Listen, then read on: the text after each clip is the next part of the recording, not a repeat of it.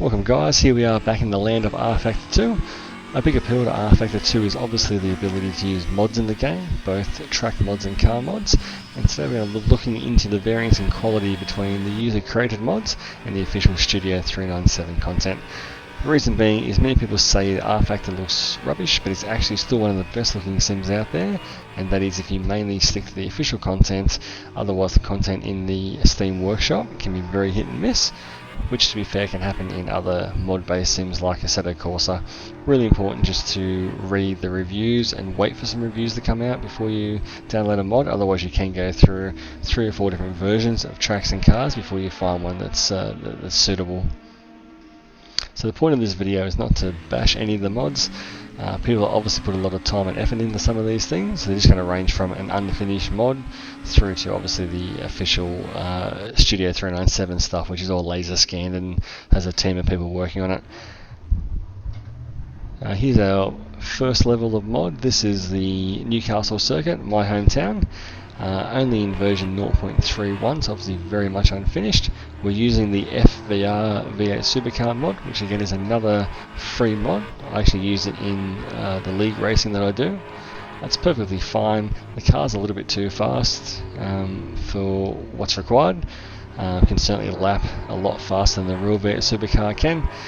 Things like the tyre textures don't quite mesh with the road, probably if you don't feel that while you're driving. As I said, for a free mod, these guys work on it for absolutely nothing, do all the liveries, so in that sense, absolutely fantastic. If you're paying for it, maybe not so much, but it's free. In terms of the circuit, obviously very basic, so 0.31 in terms of version. Things like you're seeing here, like the asphalt texture, very blurry. You'll see later on when we get to the official content how much more detail there is in the road texture. Certainly gives you an idea obviously of the track and the layout and some of the trackside features. It just doesn't come alive. There's nothing really happening trackside to help bring the circuit to life. But as I said, definitely gives you a sense of the track, but very much an unfinished project. You see the buildings down here on Wharf Road there, just basically black. As you run up the hill here, the texture is very plain. Even there, the camera, the car just sort of runs for the camera there, not placed very well. Down the bottom of the circuit here, then the restaurant end of Newcastle, you can see the texture's half finished. There's a building there at the back, which is a block of units in real life. You can see right underneath it, the building's floating. So there's very little detail off the edge of the circuit. And the detail that is there is quite sparse. And certainly compared to the Assetto Corsa version of this track, which is a paid mod, absolutely chalk and cheese. And here's the beach section there. As you can see over the fence, very little happening. The beach there, very jagged up against the grass.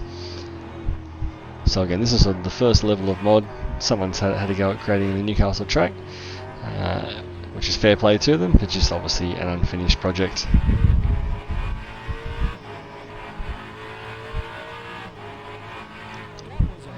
Move on to the next mod, which is a huge undertaking. Jim Pearson did the Isle of Man, the entire course, or 62 or 63 kilometres I think it is.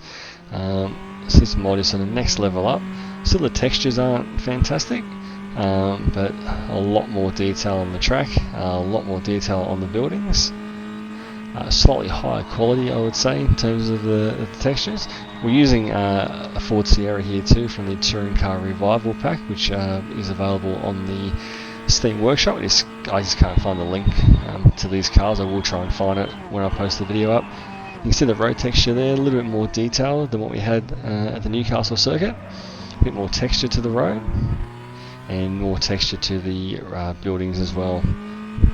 In terms of the car model, not great. It drives well enough, but it looks very plain graphically. Very little detail on the interior of the car as well. And very bright as well. The colours are quite bright compared to the real car. So as you can see, the track's really lined by the trees. Obviously he's used that to sort of border the track. You'll see here in a minute when we will zoom above the track to have a look at some of the detail just off the track. And again, another part of the circuit there, quite nicely detailed, a little bit more than Newcastle. Gets quite pixelated up on the fence there in the foliage. And there's our Shell Dick Johnson Racing Ford Sierra from the late 80s. And you can see very, very basic on the internal structure there of the car. But again, it's a free mod. Someone's done this just out of their passion for these cars. This mod in terms of the trackies is phenomenal. So Jim has done the entire Isle of Man course. You get a lovely sense. You flow through some of these little villages and the circuit opens up into more countryside areas before coming back to the city centre.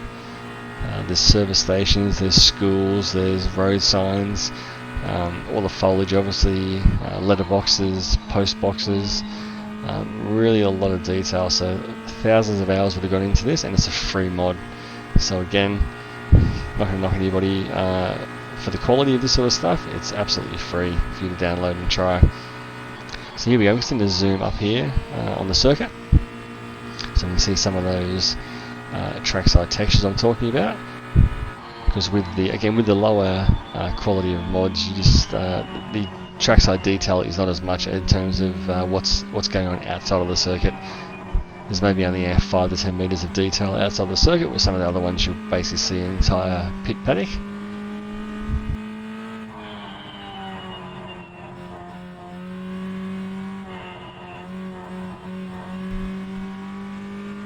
And again, the internals of the car there, very basic, no reflections on the car, on the dashboard there, all very, very much static, which again you'll see compared to the some of the later model cars we'll drive. Really vibrant, and internally within the car brings the car to life, and you see those reflections and shadows coming across your dash, plus obviously the circuit as well.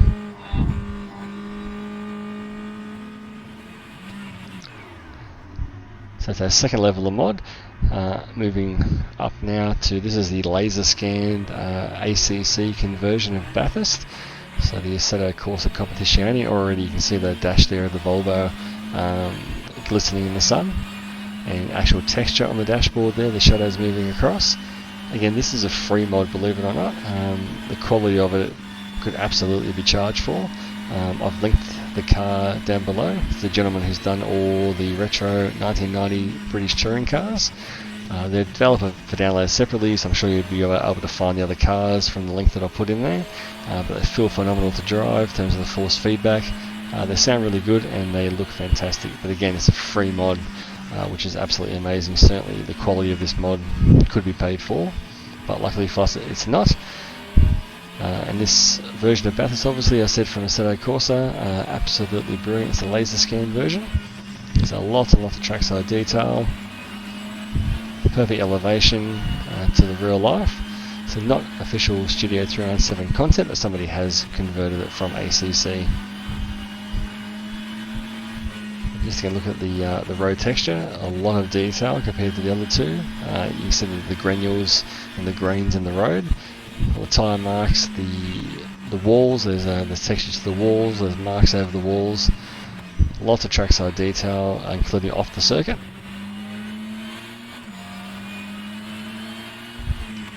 Obviously the big thing is the reflections both off the track and the car. It just gives you a sense of that the world's alive, as opposed to driving through a static 2D world.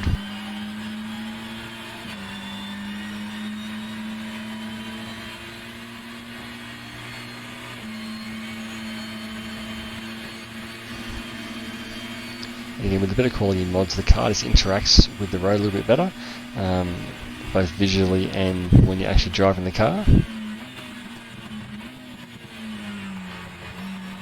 And here we are looking at the pit straight now. As we said, the little bit more extra detail just outside the circuit, the tents there in the paddock area, a few cars lined up, maybe 40-50 metres off the side of the circuit, you get those little extra details.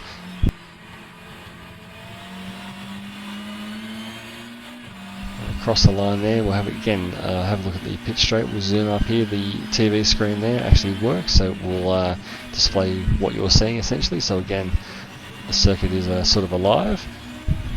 The big windman there at turn 1 is flapping away, flags moving, obviously the tree textures as well, a lot more lifelike. So again, just feels like the circuit is a real living, breathing thing.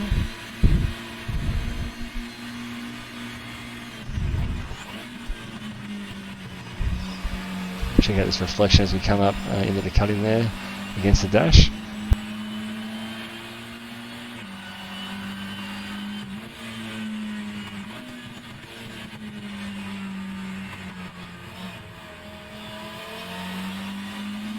Here's one of the big changes, obviously, the quality of the road surface. Here's the gravel track. You can literally see the granular nature of the gravel track. See the individual grains of gravel moving into the grass there, and then obviously the road texture.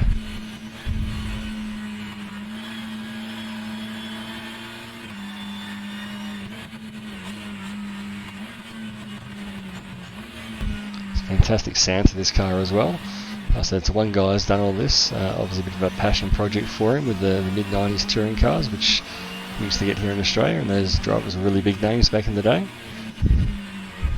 Not so sure about these days. We don't get much coverage here of the British touring car in Australia like we did back in the day with Jason Plato, Alan Menu, those sort of guys, and it was a huge thing. They used to have obviously the Bathurst race there at one point with the 2-litre touring cars, and here's what I'm talking about with the off-road textures. You can see over the fence there, it's all rendered down. You can see the chase down there at the bottom of the hill, the hotel, so all that stuff is obviously alive, and this brings that level of immersion to the circuit that you don't get with some of the lower quality mods.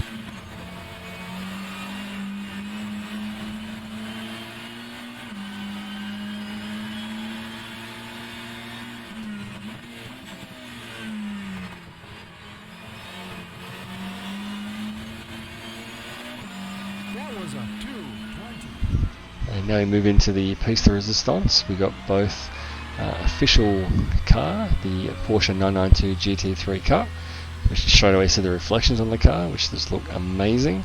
And the latest laser scan track is Long Beach. So even the detail there on the pit gurneys, all the fuel are there ready to go. The trees, the road surface, all the road signs, everything happening in and around the circuit. It looks absolutely brilliant. I think the circuit cost about 14 Australian dollars. The car cost about $7 for the Porsche. Again, beautiful on the interior. The reflections externally are just amazing.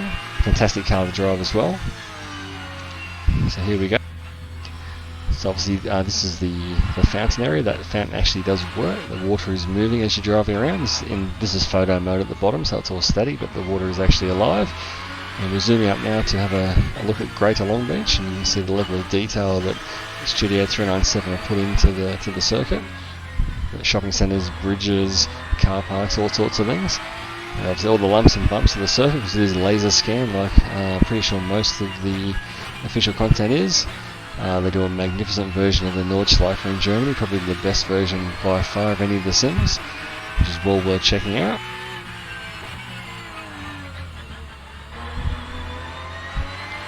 The reflection of the car there with the sun in the late afternoon here looks just brilliant. Very, very lifelike. So again, when you compare it to the first mod we did, the Newcastle mod, it's just chalk and cheese. The road texture there, again, very, very detailed. You can even see where the cars have run around on the racing line, slightly different texture.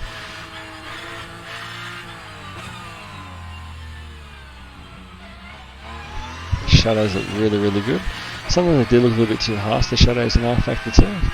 Probably something to play with in the settings, but I think overall it's still one of the best looking games even after 10 years. And here's the infield bit at the top of the circuit. Even the roads into the circuit are rendered there on the outside. Again, little details, but gives that extra level of immersion. And we move over to the pit paddock where the teams would park their cars.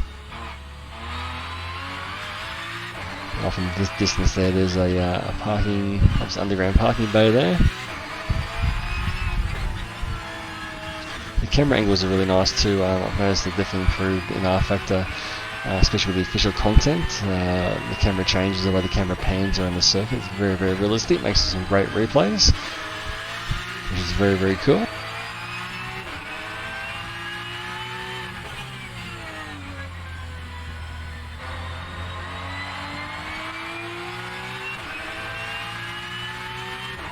One more blast on the back straight here.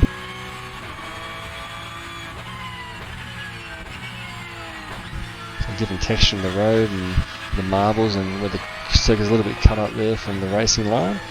Here we go with the road surface changes. Again, you can see where it's been worn away and the car's coming through, moves from the asphalt to whatever this lighter colour stuff is there.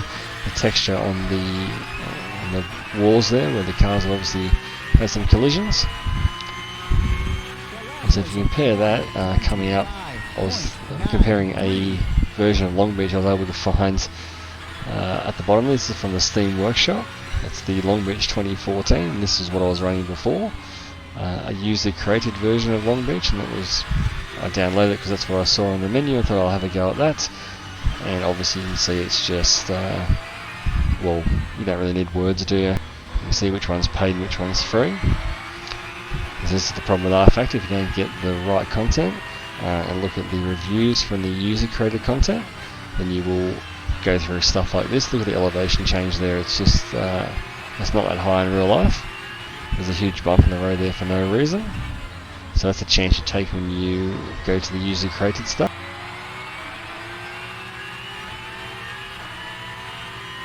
So that's our summary there, guys. So as I said, if rFactor looks bad, it's probably your own fault. So stick to that official content where possible. If you're going to go with the user created stuff, just make sure you check out those reviews before you download. You'll save yourself a lot of time and a lot of pain.